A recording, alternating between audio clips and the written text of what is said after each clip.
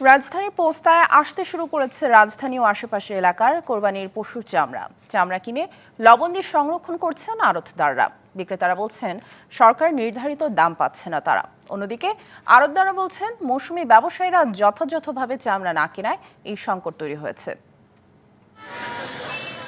রাজধানীর পোস্তা কাঁচা চামড়ার ঐতিহ্যবাহী বাজার। পশু কোরবানির পর সেই চামড়া সংগ্রহ করে এই বাজারে নিয়ে আসেন মৌসুমী ব্যবসায়ীরা। বিকেলের পর থেকেই বাড়তে থাকে চামড়া।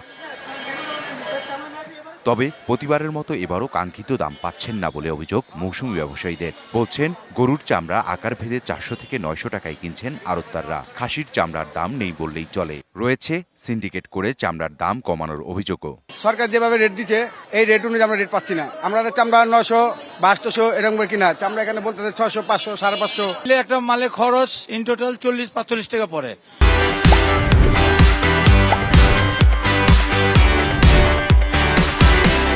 কিন্তু কোম্পানিরা যদি ডাকি এক সপ্তাহ ভিতরে ওই মালই দাম দেয় 40-45 টাকা অথবা বাকি বলে।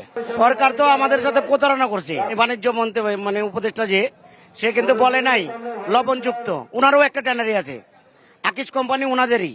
যদিও এসব অভিযোগ মানতে নারাজ আড়তদাররা। দোষ দিচ্ছেন মৌসুমী ব্যবসায়ীরা ঠিকমতো চামড়া সংগ্রহ করতে পারছেন না। সিজনাল ব্যবসায়ীতে 90% লোক আপনার লাভ করে দেয়, 10% লুজার হয় না বুঝার কারণে। না বুঝে চামড়াটা কিনে 2-3 স্কোয়ার ফিট আমাদের কাছে আসার পরে কম হয়ে যায়, কম দেখা যায়। এটা কমে গেলে 200 টাকা 250 টাকা কমে যায়। তো সেই কারণে তারও বলার কিছু থাকে না, আমাদেরও করার কিছু থাকে না। গত 2 বছরে ছিল 1,90,000 পর্যন্ত, কিন্তু এই বছর 20% কমে যাওয়ার সম্ভাবনা আছে। এই সাউথ এশিয়ান বেল্টের ভিতরে আমাদের চামড়ার, বাংলাদেশের চামড়া গুণগত মান অনেক ভালো। কাঁচা চামড়া ব্যবসায়ীদের সংগঠন বলছে এবার 80-85 লাখ চামড়া সংগ্রহ করতে পারে। ইকবাল অনিক, ডিবিসি নিউজ, ঢাকা।